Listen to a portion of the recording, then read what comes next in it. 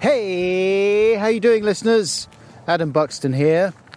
Welcome to podcast 63B.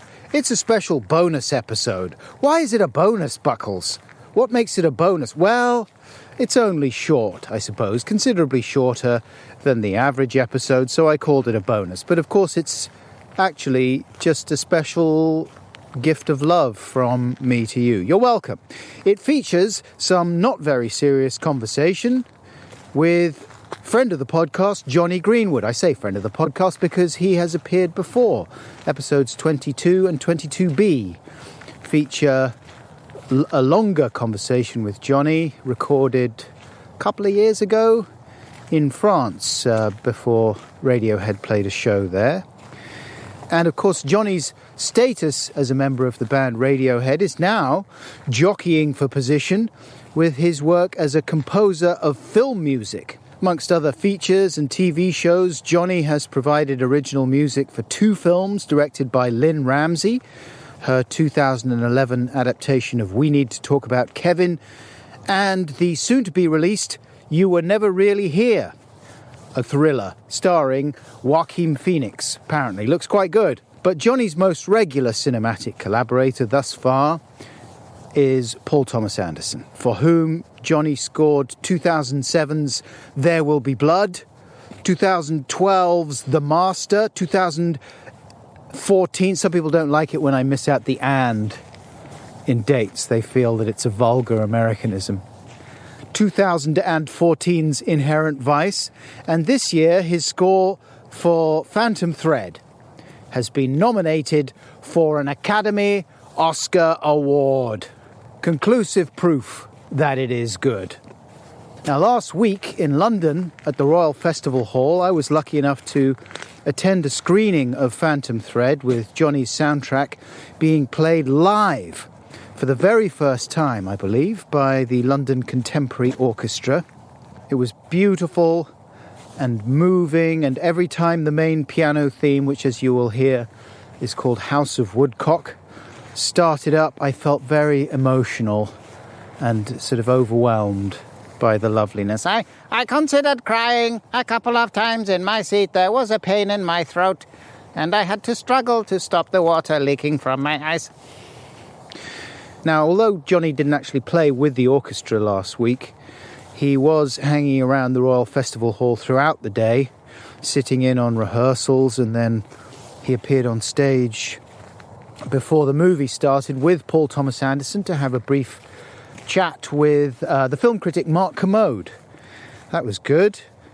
But I was able to steal a few minutes of Jonny's time before the show began, and we talked briefly about how the Phantom Thread score came together. We talked about Oscar speeches, or I pitched a few Oscar speeches and Jonny gave his responses. And we talked briefly about a favourite band of mine and Jonny's, The Fall, whose lead singer Marquis Smith died a few weeks ago now. Now, I've had Jonny's Phantom Thread score going round and round my head ever since I first saw the film at a screening just before Christmas.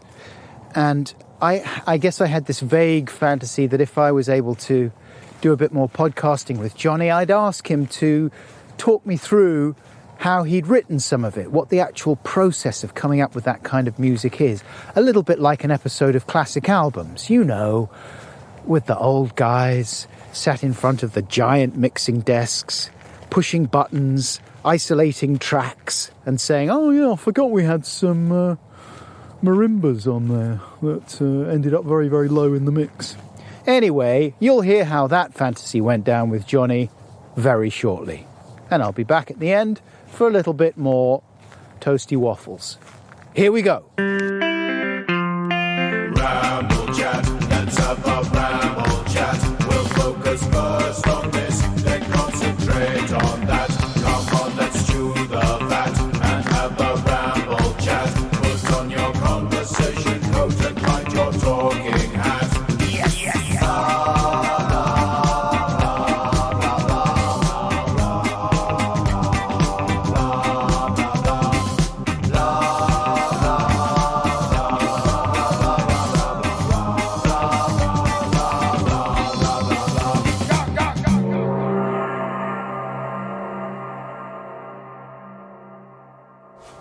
I've always promised myself that if I ever find myself sat in front of a mixing desk as a backdrop to talking about something I did years ago, then it's got to be the old bullet in the head, hasn't it? At that point, it's terrible. Why? Don't you watch those shows? No. But can't you appreciate the thrill that someone like a Steely Dan fan gets from seeing Donald Fagen pulling the faders down and listening to how those harmonies were woven?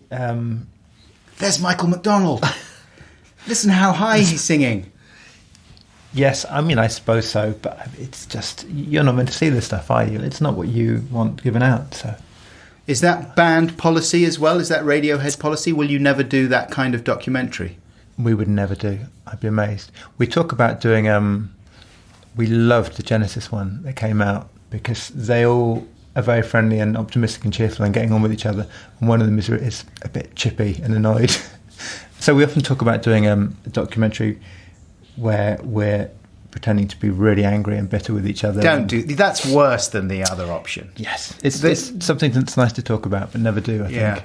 I don't like it when people do that. It's like either do it or don't do it. Don't do a parody of it. Yes. No, that's beyond us anyway, isn't it? But yeah, I can't see us. It's like David Byrne did that after Stop Making Sense. Did you ever see that footage of him? He's dressed in the big suit and they did a split screen thing. Right. I suppose Jonathan Demme must have set it up. Yeah. And it's him interviewing himself. So he's in drag on one side of the split screen, right, playing a kind of caricature of a interviewer, reporter. And then he's on the other side in his big square suit. Yeah. Kind of answering everything like a robot. Yeah. And so she's saying, why the big suit? Why did you make that decision? Well, the big suit is about kabuki. Also, I like the idea that it made my head real small. And so he can't bear to actually just do a straightforward job of answering these questions. And he is kind of answering them, but it's neither fish nor fowl. Having said all that, I saw it again the other day and it was quite good. So I've just undone everything I'd said. I mean, interviews are fine. It's more the sort of the form of the documentary. Yeah. The kind of archive footage cut with sort of talking heads describing, I don't know, it makes my skin crawl. I don't know. Makes your skin crawl? How do you feel about like an Adam and Joe documentary? I'd love it. It would be great. No, of course. You're right. When it comes down to it, it's not something you necessarily want to do. But I do enjoy watching other people's ones. And we had that problem when we released a DVD, an Adam and Joe DVD. One of the most exciting things about it for me was that we were going to do DVD commentaries. Hooray! Yeah. Look, we've got a DVD. We're so important. We're going to talk about all the things we did and thought and where all these great jokes came from. So we sat down and did commentaries for pretty much anything on the disc. There was 4 compilations representing each series. We never used it because it was dog shit. Why? For all the reasons that we're outlining here. It was just joyless, pointless, boring. Right. I think we could have done it a different way, but to us there didn't seem to be a good way of doing it. Well, then a lot of the process of making records and TV shows is joyless and pointless and boring, and you don't want to really revisit it. You've got the kind of the end product that really worked. Yeah, I'm coming round to behind that. So, can you set the scene for us a little bit, Jonny? Yes, Adam.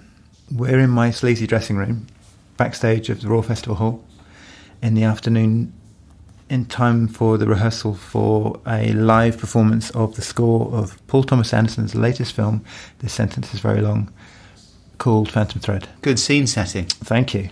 You've done this kind of thing before. I came and saw you play the score for There Will Be Blood here. Yes.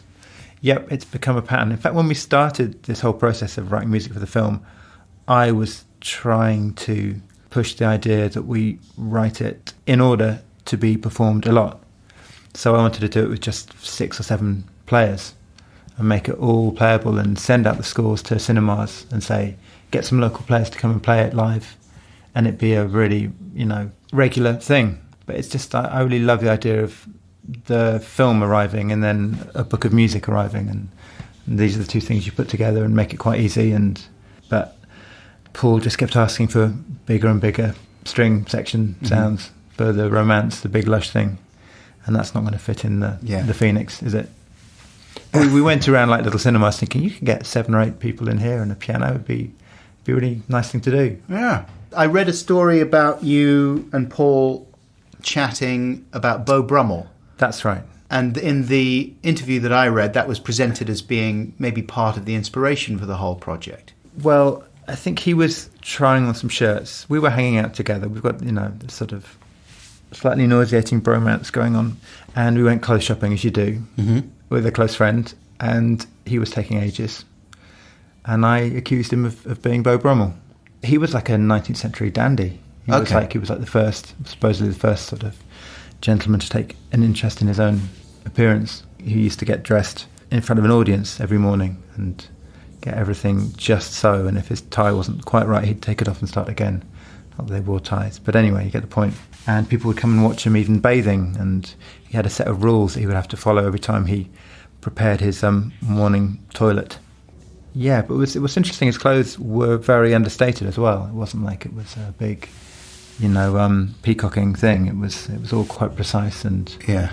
that's interesting. A lot of cargo pants. Some Carhartt gear. Yeah. Yes, but then Paul does this, I think. He just sort of takes all these scraps and knows all this stuff anyway, really. And then he starts to build scenes, and then some of them end up in films eventually. Mm-hmm. And that was just one of them, I think, thinking of Daniel Day-Lewis dressing carefully. And that ends up in the film as a small scene. And what were Paul's directions to you as far as what kind of music you might come up with? Well, he basically likes to take the piss out of me and was joking about how unromantic Radiohead is and said, come on, you must have some romance in you.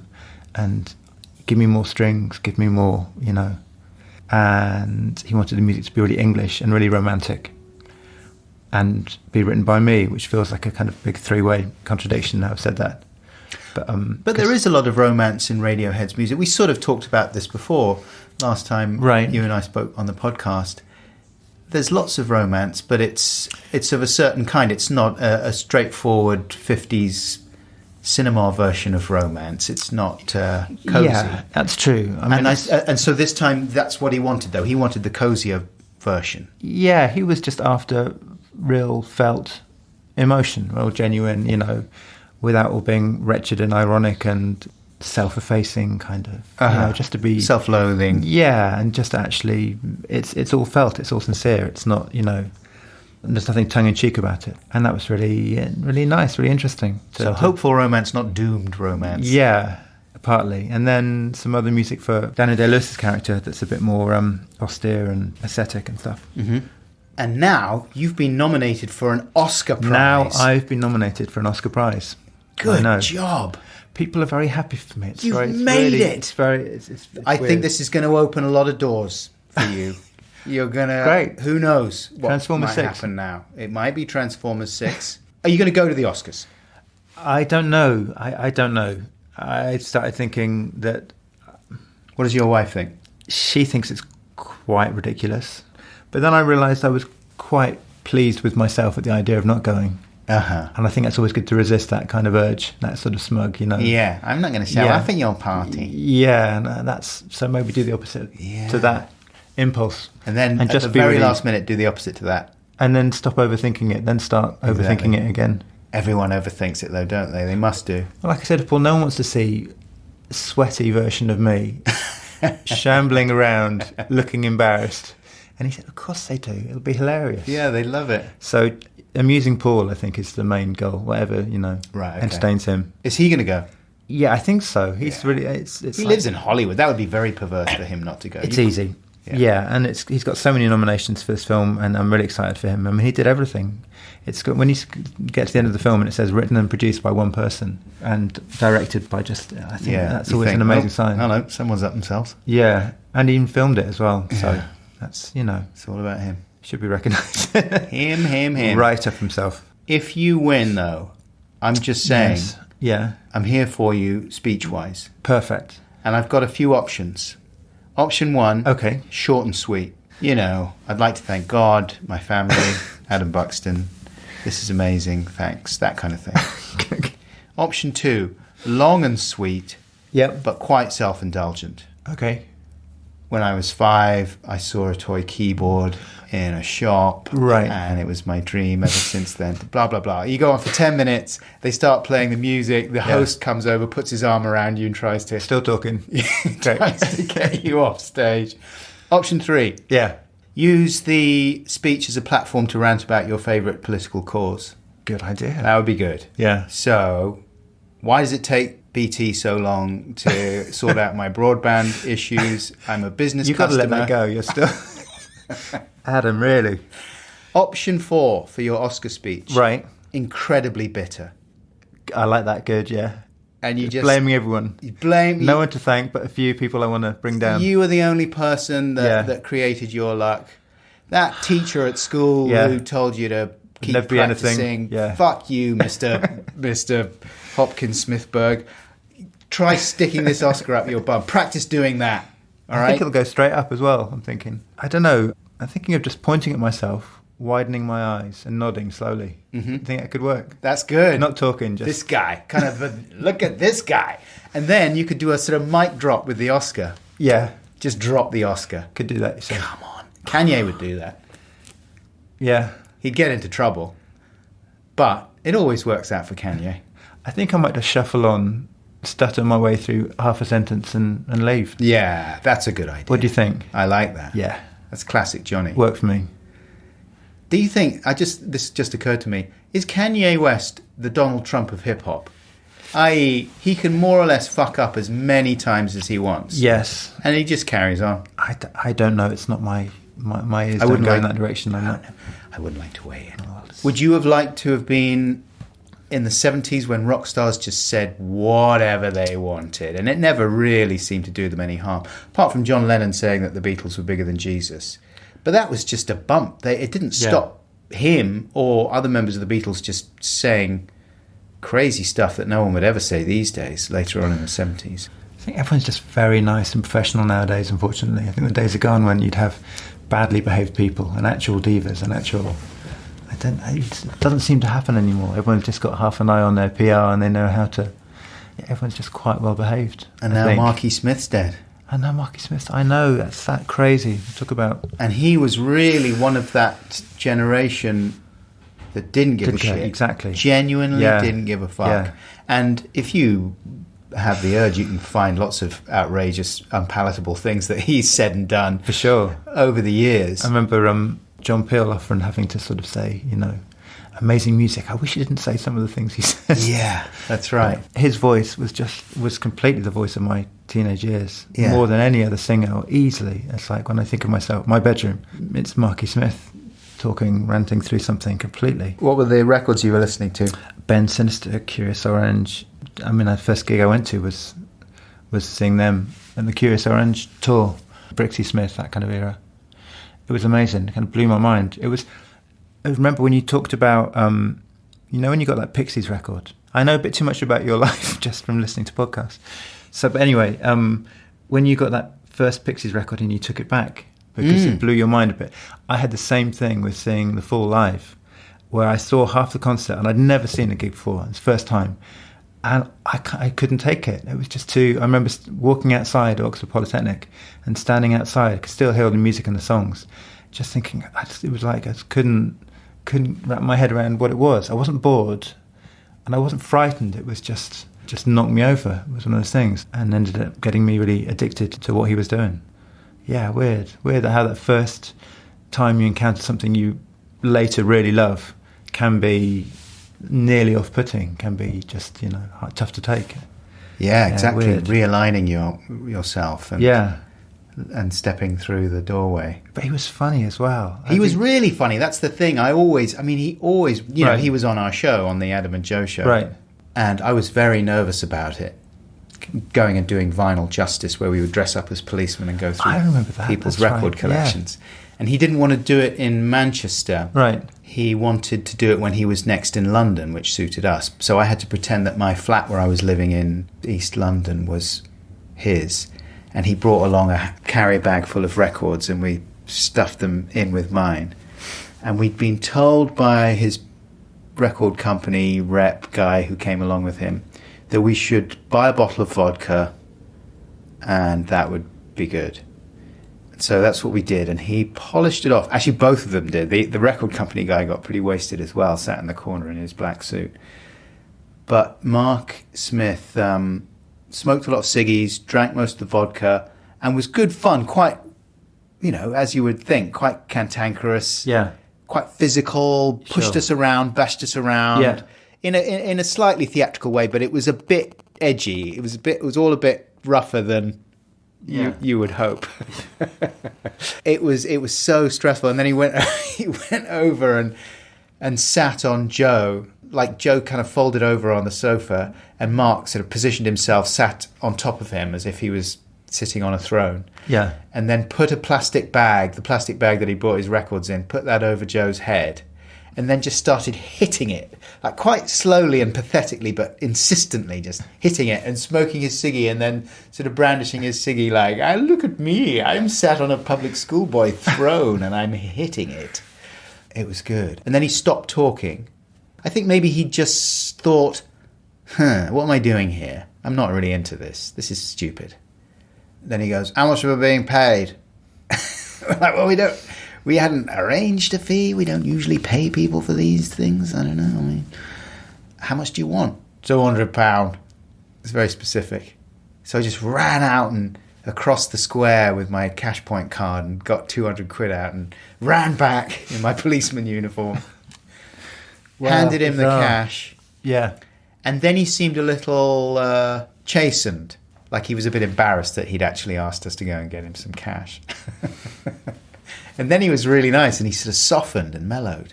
He's a funny man, really funny. Yeah, strange guy. If you think about Dr. Buck's Letter.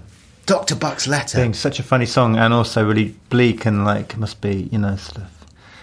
Anyway, it's really interesting. Very interesting man. Yeah. And someone who you couldn't even begin to deal with how politically incorrect he was. It's like, where do you start? Yeah. So people didn't really bother. He was such an outlier in that way. It was impossible to know what to... Like, he was someone who was totally unapologetic abuser of alcohol and all these things you're not supposed to do, you're supposed to be ashamed of, all these subjects you're supposed to tiptoe around, not weigh in on, and he just didn't give a shit. Do you know Extricate, that record? Yeah. It's really good. Bill is Dead. Really amazing music. Used to play that over and over again when we were on our first few tours. Extricate? Yeah, I was obsessed with that. Yeah, it's really good. What is on that one? Birmingham School of Business School. Starts. Is that Extricate? I think so. Or is that Code Selfish? That's Code Selfish. That is Code Selfish. Which I really love. That's the one that got me into them. That's amazing. And that's got free range on it as well. Amazing. Wow, yeah. That's right, because I went to when we recorded Pablo Honey, the engineer was really impressed with me, I think, because he thought I was, finally a well-taught musician. Kind of was how he was treated, because the way I was, nerdily talking about recorders or whatever.